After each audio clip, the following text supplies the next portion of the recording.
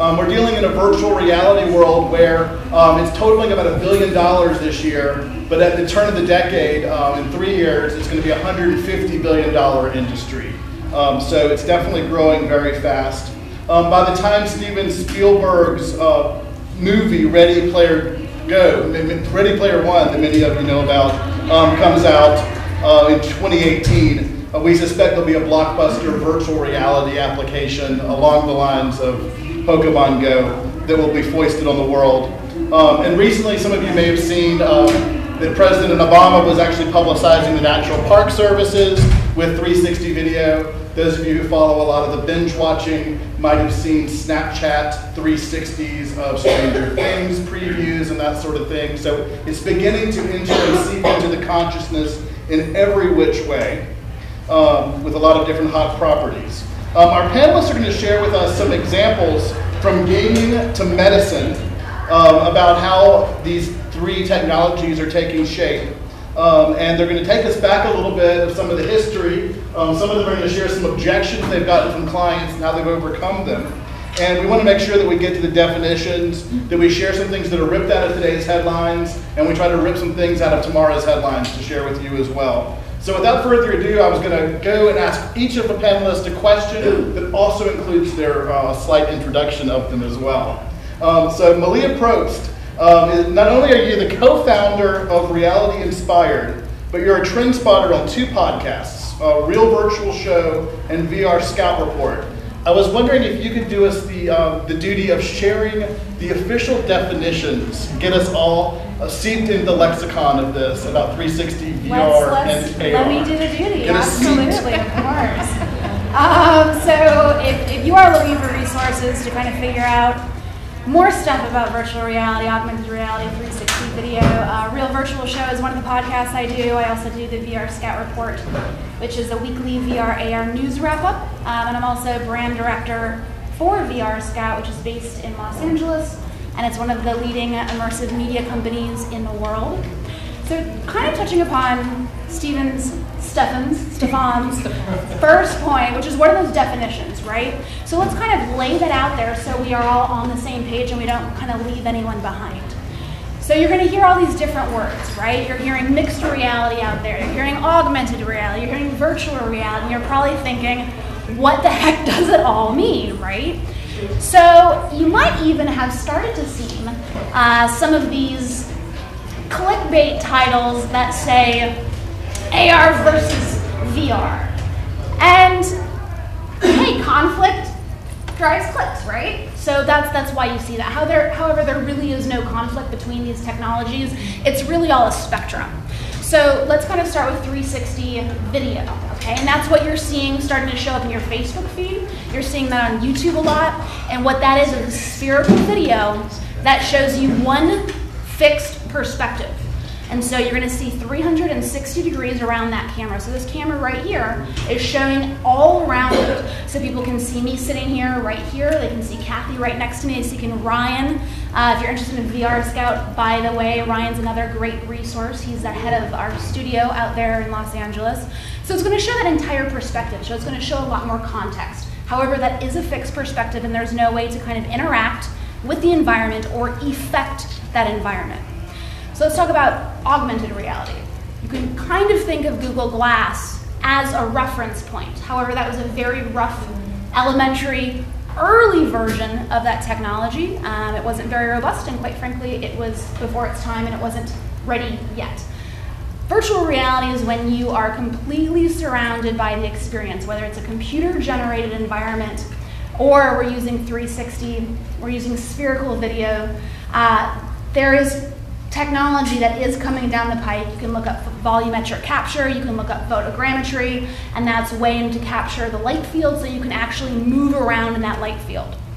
Virtual reality is when you're in it. So right now it's all computer-generated simulations, and you can actually affect that environment. So I could get up in a computer-generated environment in this simulation. I can get up, I can walk across the room, I can turn that doorknob, walk through that door into another room. So you're literally inside another world, and you can affect that world. So fundamentally, The true version of virtual reality is when you have agency, and that's when you can affect that environment. So let's think about a spectrum, right? Virtual reality, your entire senses are consumed. You don't see the real world.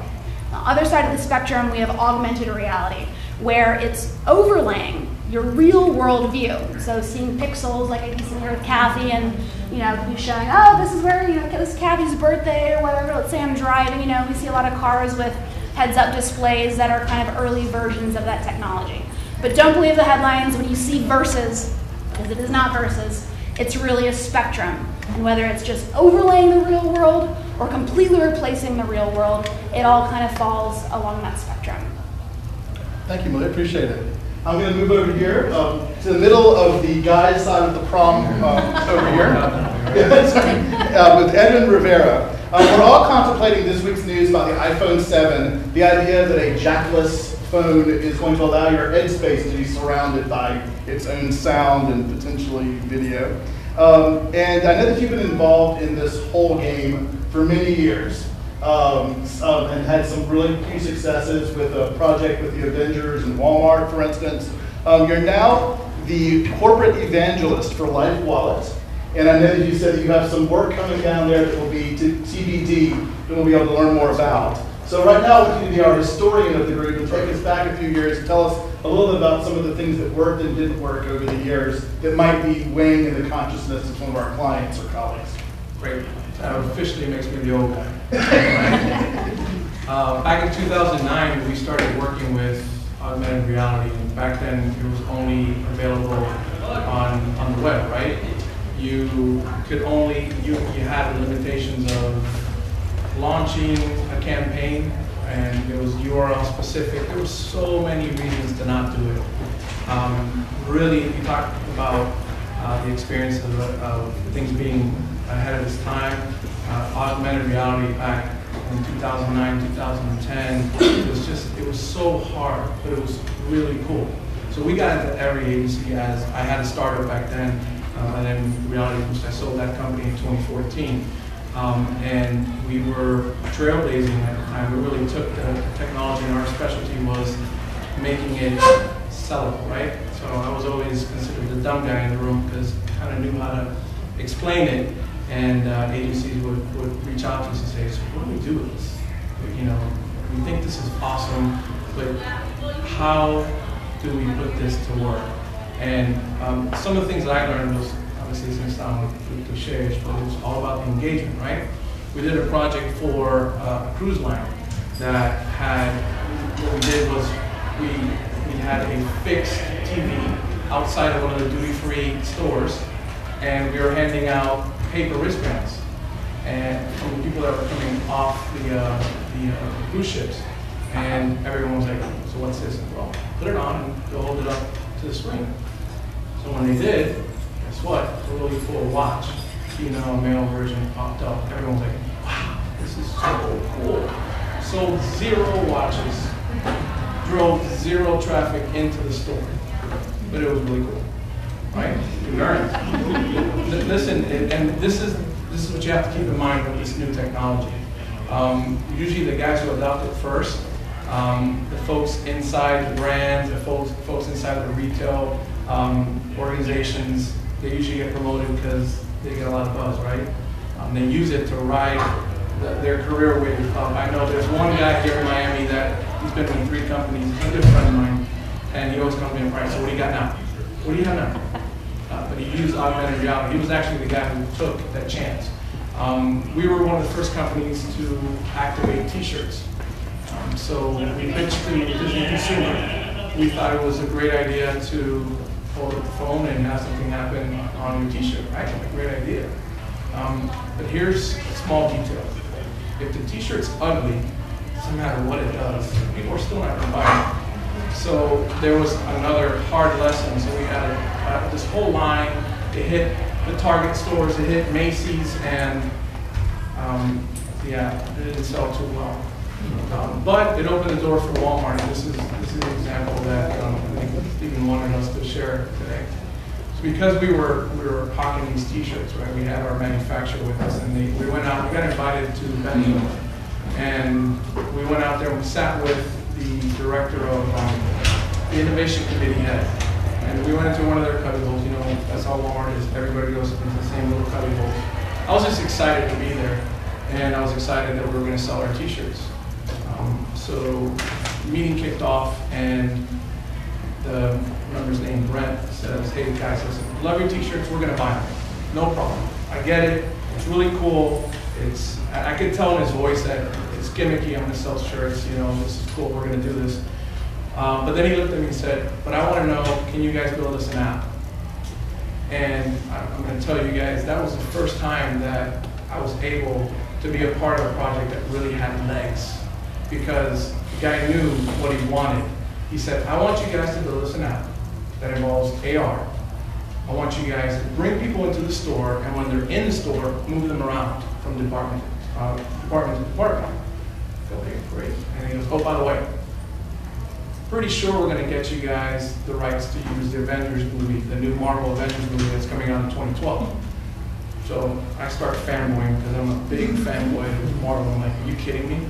This is Walmart asking me to build an app using the AR that I've been toiling for the last 3 years. Somebody finally gets it. I had to contain myself from jumping down. Iron Man and the Hulk are going to be your support. Exactly. So we concepted the app out. We came back with a first-person shooter game. And this is going to sound really familiar, right? Basically, we used AR to activate an experience in the store. Right? So the Marvel brand brought them in.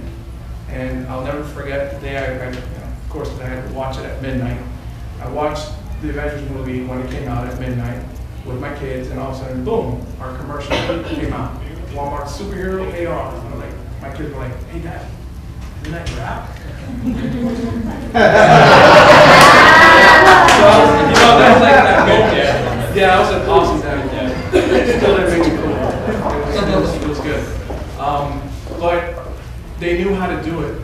And we got, of course, Walmart wouldn't share the number of impressions they had. You know, they don't share anything. But their YouTube channel had, compared to normal views, it was 300% higher. And they did really well, so well that they asked us to do something for the Spider-Man movie that came out shortly thereafter. What I learned from that was the tech is really cool, but you better find a way to align yourself with a brand that has legs and a group of consumers that are engaged with that brand, right? Nobody cares about that watch. They're on vacation, they didn't want to go see a watch, even no matter how cool it was. Nobody cared about a t-shirt. Because people just, you know, when they buy t-shirts, they're buying it for their reasons. But Marvel has a lot of fans. And we'll talk about Pokemon Go in a second because I have a story about that too. But it was a lesson that I learned with Walmart, and they knew how to execute it. They knew how to roll out this emerging tech, unlike anyone else to date. And still, I showed that app around and people were like, oh, I never saw that. That was really cool. And it had phases, by the way. It had the pre-release, then the DVD release. So when the DVD came out, they had product activations. So it went from unlocking weapons of the Avengers in different department stores to going to the market side pizza in the deli and grabbing that pizza box and not throwing it away because it had a 3D element on it when you pointed your smartphone at it. So it was really well executed, and we were happy to be a part of that. Well, thank you. I was sitting over here at the end. Some of you in the last panel might have seen this guy. This is Joe Martin. He is a social insights lead for Adobe. And I think in your position there, you're seeing a variety of trends, and your company has also been making news this past couple of days with Adobe Creative Cloud, hastening the ability to update content and collaborate. I was wondering what you're seeing, Joe, in terms of the growth of new forms of video in the social sphere. Yeah, so video is just exploded in social, which is kind of funny because it's new. We've had iPhones for a long time, right? We've been able to create video for a long time. But I kind of think that video shows to me that people want to revert back to how social was in 2005. So if you look back at your feed when you first set up Facebook, I think mine was 05, have a lot of like one message comments to my friends. Like, hey, we should go to lunch sometime. It was like the new form of text messaging. And, or like reconnecting with people I hadn't seen since high school. And then you look at your feed nowadays, and it's pretty much images of yourself and your family, or like friends, or vacation, or it's content sharing. And I think video kind of reverts us back to a really raw form of connecting with people. So you have these one-off messages, but now you're having one-off messages in video that are with people that are across the world, or across the country, and it provides you a way to connect with a really big audience. So Adobe really embraced Facebook Live and Periscope right when they first came out. And we kind of use them mostly for like nonprofit type stuff. Like we do these feed projects where we get 1,000 employees, and we have an assembly line. We're like putting together these food packages that we send out to like a country that was hit by a disaster or something like that. And also just like showcasing our buildings for recruiting, and kind of showing the cool basketball court that we have at our headquarters, and the gym, and all the other kind of cool things that we have, nap pods, which I could really use right now. And it's just amazing how video really connects us with people, and the engagement's there as well. I mean, we're seeing 400 to 500 times the engagement rates that we see with a normal post, even when we have the same type of promotion. So video is just exploding. And you mentioned Creative Cloud. That's always going to be a standalone product for video. And just continuing to make tweaks to that to make sure it's keeping up with the live opportunities that are happening in video. Thank you, Joe. Alex, right here, is the Vice President of Operations for ALLie Camera. And I was going to ask you a little bit more about the sort of hardware that one needs to properly get into this game of 360. Right, so before I answer that question, let me ask the audience, how many of you actually tried the VR headsets? Have you tried VR at home? So about half of the audience, right? So there is two aspects to VR, and some people argue that 360 is not VR, which sometimes is true. Sometimes you really need 360 video for VR to function. And VR in general includes the head-mounted display or VR headset, and you also can use your own phone, or you can use a computer to watch the videos or play the games. So experts predict that by the end of 2016, there will be 16 million headsets sold.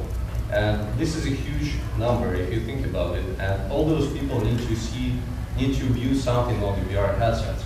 And there is two types of content you can actually watch through the VR headset. One is computer-generated content or animation, and you need to literally invest months and sometimes millions of dollars to create a VR game.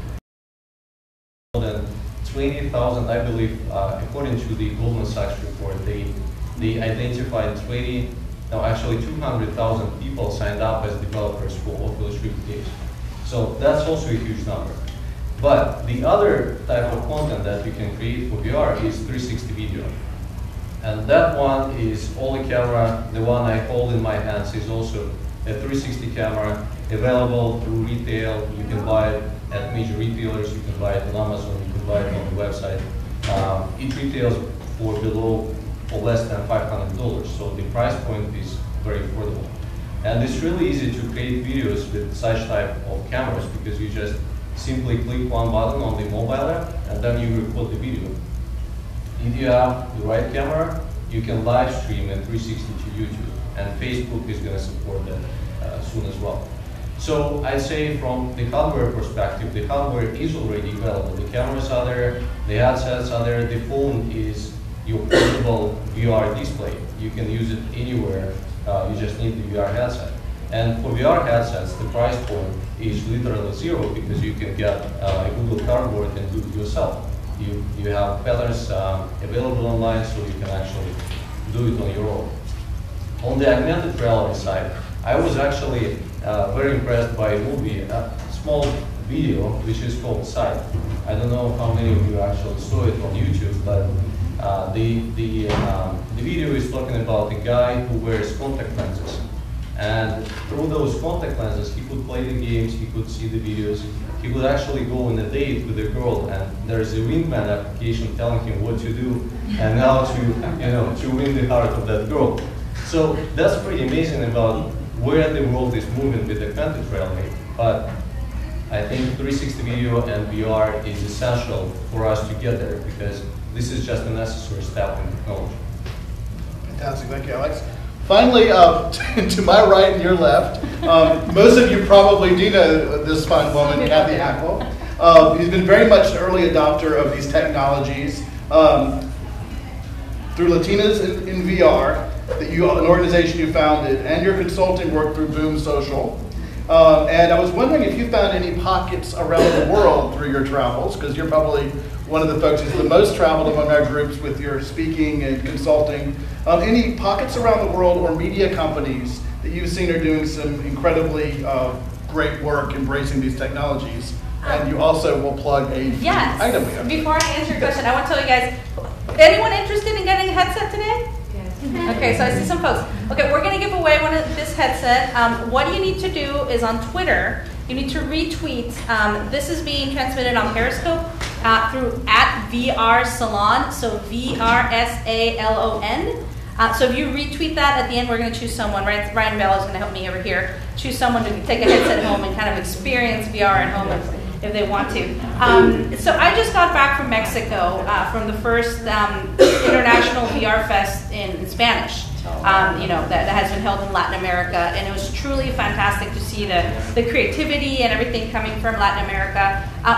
One of the messages that I want to give to folks here that are interested in getting in VR, in the creation side of things, is that the hardware is universal.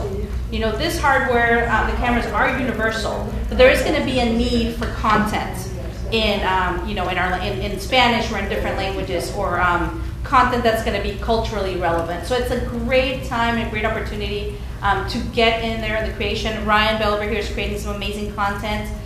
We are part of a team that's doing a VR documentary on child trafficking for Erase. We're trying to raise awareness on child trafficking through a virtual reality documentary. So it's virtual reality for social good, and Sandy's over there from Erase. So it's been interesting. I think that there's a lot of creativity coming in from Latin America. I also think if you ask people, one of the hotbeds for virtual reality in the world is, it's obviously San Francisco, well, Silicon Valley. You've got LA, where these folks are, where a lot of the content is being created. Amsterdam is one of the places. Amsterdam, yes, Amsterdam, Van Holland. It's one of the places that is getting a lot of attention, in that they're doing a lot of stuff as well. But it's interesting to see kind of what's happening internationally in the content. I also wanted to say something. This is the thing. I first started in VR. I mean, I heard about it and I thought about it. I really, didn't experience it. But till I went to a journalism interactive conference at the beginning of the year, and I got involved. I had my first experience. One of my first experience was Aleppo, which is from Riot News, where you're actually in 360 degrees in Aleppo. You're experiencing what the people in Syria are seeing and are experiencing. And when you're in that type of situation where you're involved, your whole being is involved in what you're seeing, it creates empathy. And that to me was huge. I equate virtual reality and the possibilities of virtual reality with empathy. That's why I think that in some way, shape, or form, virtual reality is going to make us human again. We've lost a lot of, we've desensitized ourselves. I always tell the story is, I used to work as a journalist at CNN, and one of my jobs was to look at the footage that was coming in from Iraq, for example. It was way back, obviously, from Iraq. So part of my job was to look at the beheadings. Part of my job was to look at the bodies of soldiers being burnt and dragged on the streets of Iraq. I had to look at that because I had to tell the affiliates at CNN, there's critical footage from this time to this time. And it amazes me that in those years since I worked there, now people seek this type of content on YouTube. People go and see these things and they seek it out. And I think that eventually when we're going to be able to see things in 360, in virtual reality, it's going to create real empathy in us. And it's going to create that empathy that we're lacking. It's going to make us human again in some way. So. Thank you. Well, both of you, Malia and Kathy, have been really good predictors based on your research, your studies, and being early into this game. This summer we saw a lot of surprises. Some of them maybe weren't surprises to you, but real life events being broadcast on Facebook Live. After Periscope had certainly gotten its communities going. Then we saw some fun activities like Pokemon Go. And we saw Facebook obviously bringing a lot of 360 video pictures in. Didn't know if you could predict what things you think are going to just drop any day now, or if one of these three areas is going to have something that hits before the holidays. I think we're going to see a lot more access to data. You know, Facebook recently rolled out one thing is called Guide, the other one is a heat map for 360 videos. And what that does is using the gyroscope on your phone that senses motion, right?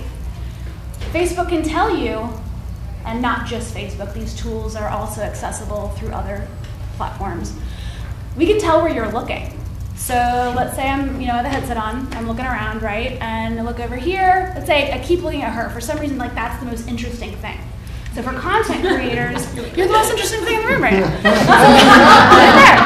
So for content creators, for people who are in marketing, for people in advertising, for people who are in branding, knowing where people are looking, volunteering to look is so important, not to just judge the performance of that one piece of content, but also to inform your future content releases, right?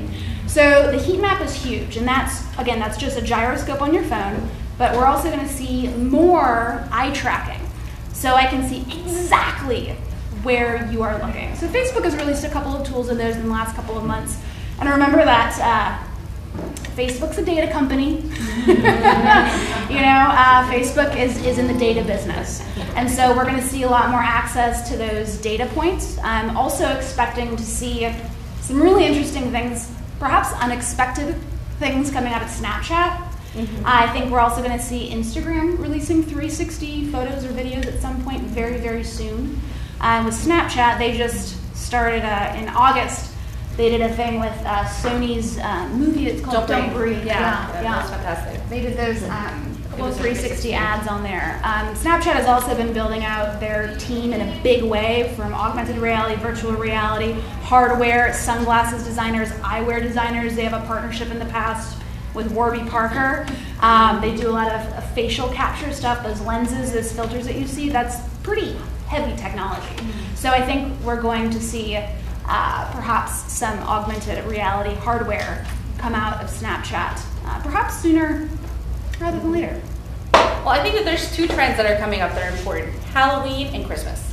Okay, so you're going to see a lot of more games on your phone with augmented reality for Halloween, where you're going to be able to hunt ghosts and hunt monsters and all kinds of creatures in your own house. Just really freaky if you're into that kind of thing. But yeah, you're going to see a lot more people using this for Halloween. And then for Christmas, forget it. I mean, Best Buy is going to have, I don't even know how many stations where you're going to be able to try the PlayStation VR in the store. It's going to be a really hot item. And the reason I really believe this is happening is I went to TJ Maxx. Okay, TJ Maxx, not a tech store, it's not Best Buy. And all of a sudden I saw, and I have this on my Facebook, a whole shelf, like 2 shelves full of VR headsets.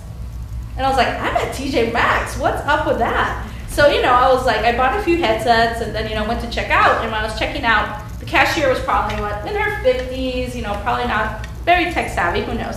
And I said, hey, are you guys gonna restock these virtual reality headsets? And she was like, oh yeah, they told us in a meeting that it was gonna be really big for Christmas. So that, that is telling me something huge. That is telling me something really big when it comes to trends that are coming down the line. And yes, it's starting with the headsets, it's starting with our phones, but eventually it's going to be, either a contact lens or who knows what it's going to turn into. But if you're not paying attention, you need to pay attention, because this is not slowing down. It's not a fad. It's not going to go anywhere. Thank you for going out on a limb with some trends. At Social Media Week LA a few weeks ago, I guess, they were talking about how big the Ghostbusters movie app was going to be. I mean, maybe the Madame Tussauds thing in New York is bigger than the movie ended up being. As it turned out, the movie might make more money internationally soon. Yeah. But it'll be interesting if we have Pikachu under our Christmas tree or anything like that. I'm going to start over here with Edwin on this one and bring it open to the group. I was wondering how you envision virtual reality affecting our daily lives. Wow. And you don't have to start that one. No, that's great. Look, you know, with the work I'm doing at LifeWallet right now, you know, definitely AR and VR is on our radar. Think about this: healthcare and virtual reality, right?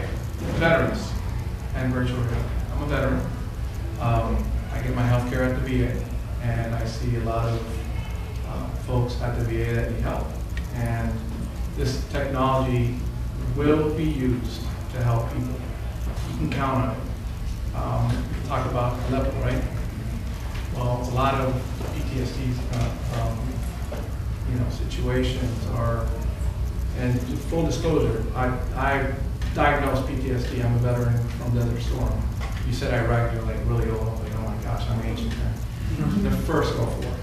And, you know, back then there wasn't a lot of ways to identify stuff and not a lot of tools to help you cope with it. Augmented reality and more so VR are going to help change people's lives. So it's really exciting to be able to be a part of that. We do have that on our roadmap at LifeWallet. I can share what we're doing in detail, but well, it's a small group, not a lot of influencers here, right? It's not like just everybody on Earth. It's not like it's going to get out now. Please share. I know. You're out, yeah. I'm being sarcastic. We're going to include that, and it's going to be a part of healthcare very soon. At least from my perspective, that's how it's going to impact beyond branding, right? Well, and how about like you know, the veteran angle with spending Christmas dinner with your loved ones? You're in desert or you're in Iraq, or Afghanistan, and you put on a VR headset and you're having dinner with your family for Christmas instead of a Skype call. Did anybody think about that? Is that something that you guys are you know, being in the audience, thinking that this stuff can be used for? Because I mean, when you take a step back, the technology is only as good as the application, the real world application, right? Again, really cool, but how's it going to help? So I think so many amazing things are going to come. I'm really excited to see where the industry's evolved to when I hear folks like Malia talk, and dang, I wish I would have met her. Oh my gosh, it would have changed the world back then. But we can change the world now, right? So I think it's important. Incidentally, we're doing a play in Atlanta called Ugly Lies of the Bone, which is about veterans, and they're using virtual reality as part of the play. So folks in there get to play with the headsets afterwards to be able to. And to that point, I actually had this discussion the other day, and there's ethical issues, of course, but let's say that you lose a loved one, but you were able to record something in VR with them, and you were able to sit down whenever you want on your headset with your mom and see her, you know, kind of in 360. So if you think about it from that perspective, I mean, and once again, there could be ethical issues, of course, but if you think about it from that perspective, it could be huge as well, so. Alex, from a brass tack standpoint, how can folks who are entrepreneurs or consultants or anyone in this room get their first equipment most easily that's going to help them to get engaged in this the fastest? Yeah, well, I mean, first of all, I do think that the effect of virtual reality and augmented reality and 360 video in general on our lives is going to be groundbreaking. There is no absolutely no doubt about it. And we've noticed that, you know, from my personal experience, when I go online, and I've been in this industry for the past few years, when I go online and I see the pictures, photos, videos, I click inside those pictures and try to drag them in different directions to see 360 by 360. And I'm very often surprised that I can't still do that with many websites and many pictures, because the way how it works on the computer, when you have a 360 video, you click inside and drag it, and then you can see everything from around the camera, basically. So we noticed that the industries that are picking up this technology first is healthcare, real estate, and travel. And those are really big industries that really try to use this technology to their benefit. For example, speaking about TJ Maxx and some other stores, Lowe's, for example, has established polar rooms in 20 of their locations, including 3 in Florida, where you can try to see how you remodel your house, and you can play with it, and you can choose whatever you like. Sotheby's Real Estate started to sell luxury real estate through VR, and travel companies are picking up on 360 video technology to record the videos and actually try to sell it to their potential consumers. So in terms of how you get on that trend and you get the the technology, I mean, it's all there already. There is a multitude of companies doing 360 video cameras. It's not easy to develop this technology, and we've been in this business for the past 4 or 5 years developing this camera and 360 video technology in general. And if you think back 1 year ago, and maybe Malia has done that as well, but there's you had to have 6 GoPro cameras bundled together in the rig to shoot a 360 video. And then you would spend countless hours stitching those videos together and making sure that the stitches are less visible, and you still couldn't get rid of those. So now there is no question about whether you need to stitch the videos. It's really easy. I mean, you pick up the camera, you click the button, and voila. I mean, you got the 360 video. You can share it on Facebook, you can share it on YouTube, you can live stream to YouTube with all the camera only, but still. And other companies are going to catch up as well. So, we think that this technology is changing the lives, and we will never think about the world the way we do right now. Joe, I know you've done a lot of research on Generation Z. Now, I'm picturing a future world where these kids are growing up and they are VR, AR, 360 native. They just had this all the time. Anything else that you studied about how that can impact social or video? Yeah, so I have a confession. I'm a millennial. Two Gen Z children. I could just take center stage. So yeah, it's crazy. There's been surveys that I've seen that I think it was 90% of Gen Z people have an interest in VR, and it was obviously the highest of any generation. Millennials was only around 75%. So you just see like the up and coming generation and how they want to interact with social. Kind of brings it back to more personal interaction, but also they want to have those personal interactions on Snapchat, but then they also want to do live video where they can kind of sell their personal self to thousands of viewers. And it's just amazing to see the changes that are kind of happening. And I see a future where my kids, I live in Utah, from Utah, but my wife has a lot of family actually here in Florida. So I see potential of my kids being able to put on a VR headset with a family member here in Florida, and we get to have dinner together, or we get to go on a family trip to, maybe we go to the Louvre in Paris, and we're all kind of touring the Louvre together, even though we're in 3 separate places. Obviously, it doesn't replace going to the actual place, but it creates this social opportunity to go to somewhere with your family and friends, and maybe in different locations. And it's certainly something that we're keeping an eye on at Adobe. I always think of Minority Report when I think of virtual reality, and or the Nintendo Power Glove, for those people that are old enough for that. But at Adobe, we just announced some really cool things with Creative Cloud, and I'm not even on that side of the business, but I was aware of it, where it'll automatically detect a VR video that you're uploading into Premiere, or it'll help you with elements. So it's not hard to see a VR headset and some sort of gloves instead of the mouse, where you're actually designing something, a medical device or something else that may take more of a hands-on approach in the future versus just using the mouse and shortcuts on your keyboard. going to bring it back down to this side, so ignore the brilliant women on my right. Facebook, we talked about this data company. What is significant about their investment in Oculus, and sort of what does that mean about what you think could happen in the future of that? Yeah. So you guys have heard of this little company called Facebook. They dropped $2 billion on this company called Oculus back in the spring of 2014. And so I want to preface this by saying the idea of virtual reality has been around for a long time. It was conceptualized first back in Plato, Aristotle, Socrates. They were all talking about this, right?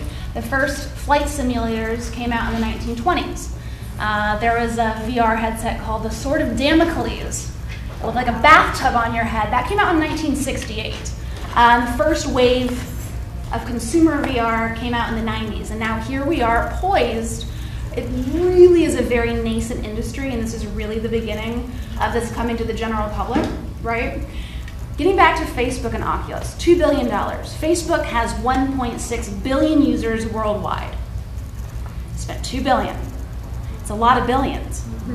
Do you think that Facebook, the data company, has any skin in the game in making sure that every single general consumer out there has access to this? Yes, they absolutely do. It's not just a Facebook thing though, okay? Facebook is huge. Google is huge, right? So YouTube has 360 functionality. Facebook has 360 functionality. You have these two enormous tech giants battling out. It's like this video war for supremacy, right? And it's really global combat. Global combat. Global.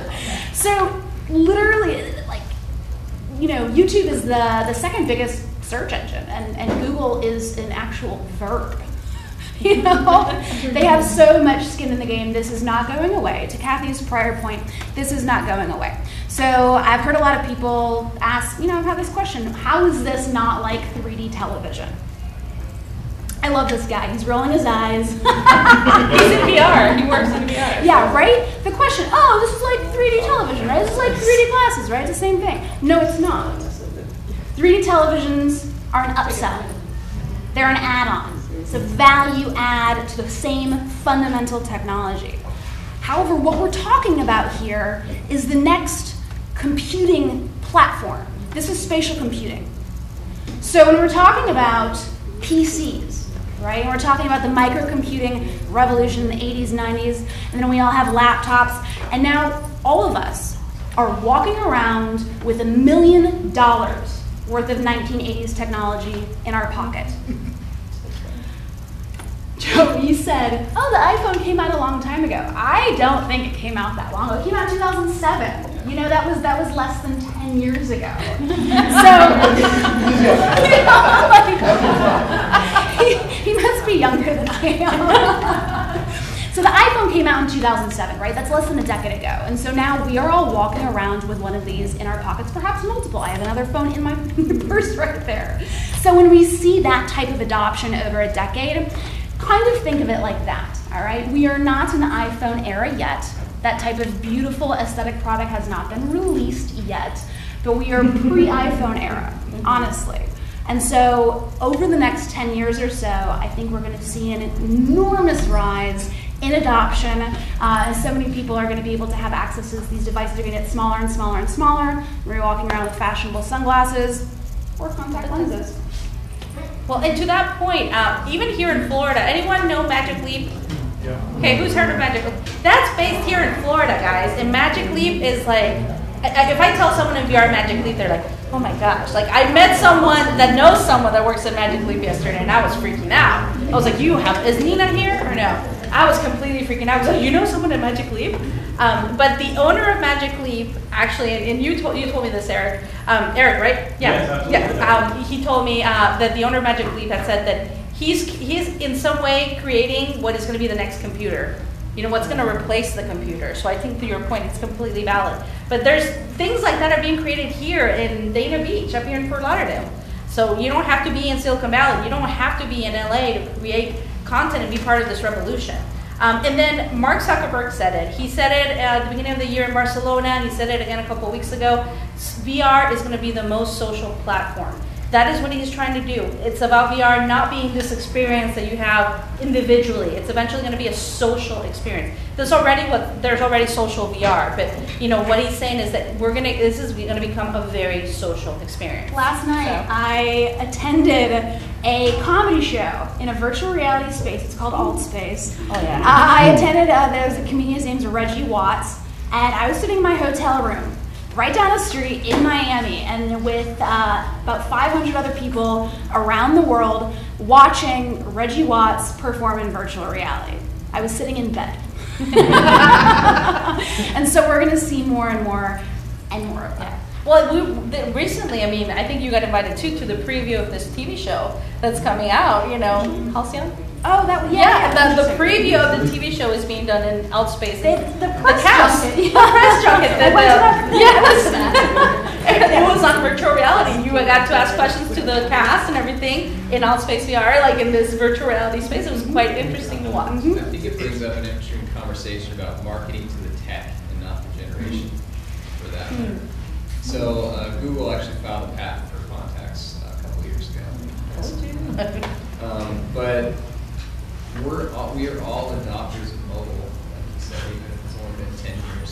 I didn't grow up with a cell phone, by the way. I didn't get it until 2007. But it's less about Gen Z to kind of what I talked about earlier. It's more about adopters of virtual reality. So you're going to have a segment of people that adopted initially, kind of like the early adopter, innovator, late adopter type model. And so instead of marketers craving for that millennial dollar, it's going to be marketers craving for people that are using virtual reality and using their content focused around that. Inc. magazine was talking about how it's going to change the focus of ticket sales. The idea is you go to a Taylor Swift concert or get that coveted Hamilton ticket and just be sitting right there in the audience. And what's that going to cost? It's a new revenue stream, yeah. Nice. Football. UFC. UFC. Oh yeah, they're adopters. Yeah, they did some interesting fighter boxing matches in 360, and a company called NextVR signed a 5-year deal with Fox Sports to broadcast live in 360. And so when you have a set number of seats at the 50-yard line or on courtside, right, why wouldn't you pop up a 360 camera and then let's say that seat costs $10,000? Why wouldn't you then sell that seat for $10 to 1 million people?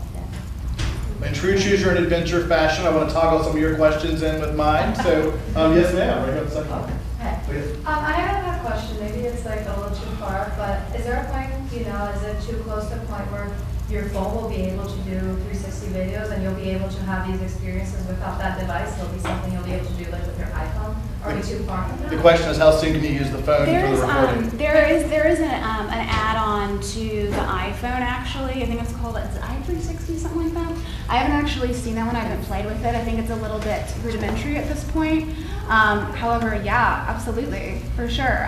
One of the problems is like the director's view. Like, how do you have a director's view when the camera sees everything? Where do you hide the crew? Where do you hide the director? ALLie would just cast himself. That's so true. Yes. Part of it, yeah. Yes, to your question. Well, filming in 360 degree is, complicated, as Ryan can attest. And when I've been trying to film, you put the camera and you run. Because, you got to try to hide yourself before you could go. So it's quite interesting. More like Wile E. Coyote. Yeah.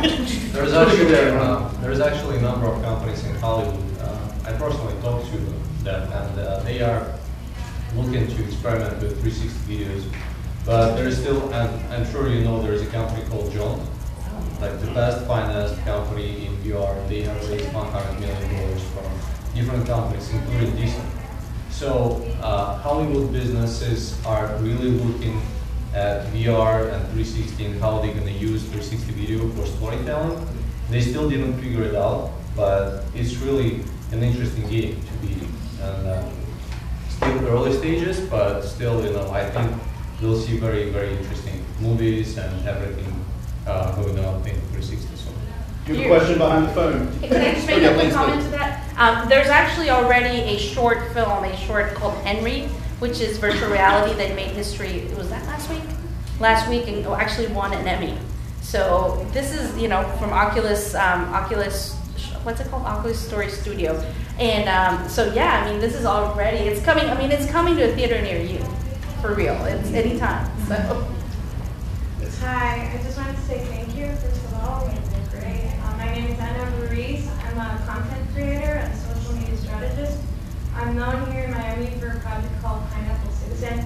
It's a pineapple that goes on adventures and other social media. So as a content creator, one of the biggest things that I'm seeing is that I'm going to have to evolve into VR and AR content and mixed reality content for social media. Now, those tools aren't immediately accessible to me right now, but I want to prepare, not all of them, like 360, sure, but like the real tools are not immediately accessible yet. Maybe you guys can tell me a little bit more about that. But in any case, my great idea here in Miami was to partner with Makerspace and extend their capabilities to a digital makerspace to help content creators learn about how to create VR, AR, and mixed reality content. And I'm wondering what you think about that idea. Is that something that social media people should be thinking about, content creators? Do we need spaces where people can learn or have access to equipment that perhaps they can't afford to, but they need to learn how to use or software if that's it? General paraphrasing of the question was content creators trying to use the tools and laboratories that know in existence to do that. How do you do it? Get out there and make mistakes. There are definitely consumer-friendly price point 360 cameras out there, you know, so go ahead and play with it, and don't, there's a lot, you know, we're in the age of limited attention, right? There's so much noise out there, so I would say really look around. Like, as a content creator, if you are in the branding space, like, look around and do as much research as possible to be able to see what other experiences there are, so that you're creating good content and engaging content, and not just, you know, Content for the sake of content content, for the sake of content. In Unity, Unity is one of the programs that you can use to create virtual reality worlds. They have a free, you know, I do little things in Unity. It's not like great, it's not, you know, but if you want to start kind of experimenting with it, I mean, download Unity for free, start trying it out, and, you know, and feel it out. But I think that your idea is a fantastic idea, because people on social media, those influencers, those content creators, are going to need to evolve. And if you provide that space for them to come and learn about the new tech and what they need to, you know, and experiment and make those mistakes, I think that that is actually a great idea. So there's your startup. Gentleman right here in the jacket. Hi, my name is Rafael. This has been really eye-opening. I come from the medical device industry and the surgical, specifically surgical devices. And I'm thinking, you know, what a great mechanism to train resident surgeons on virtual reality instead of having to go out and, you know, sacrifice animals and things of that nature. Have you heard of any companies that are doing Do you want to go there? this type of work? Oh, one of you had a bariatric surgery. Yeah, I can tell you a very interesting case. So we partnered with the Bariatric Surgery Center in Mexico over the summer. So we did we helped them live stream a real surgery in 360 degrees via YouTube to a conference at another location where they had 200 people sitting in their headsets. Beautiful.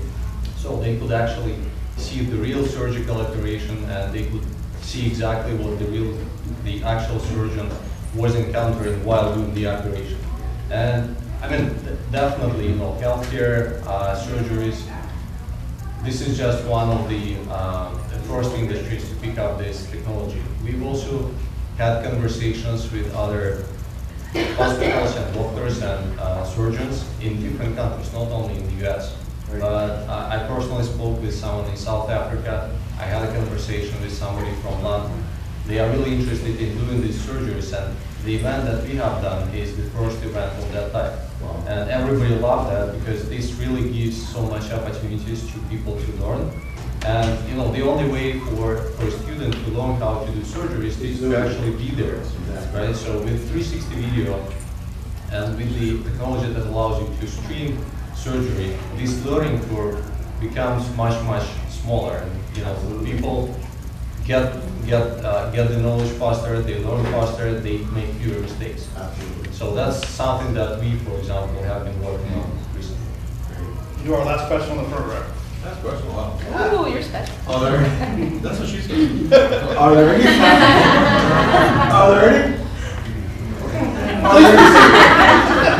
No, I lost my train of thought. See what you did, guys. Sorry. Are there any cameras or any casings or housings to be able to do this technology inside the water? Yes. The question was, can you do this underwater? Yes, you can. Yes, You you can do like a can. custom casing, and then the Samsung 360 camera also has a waterproof casing.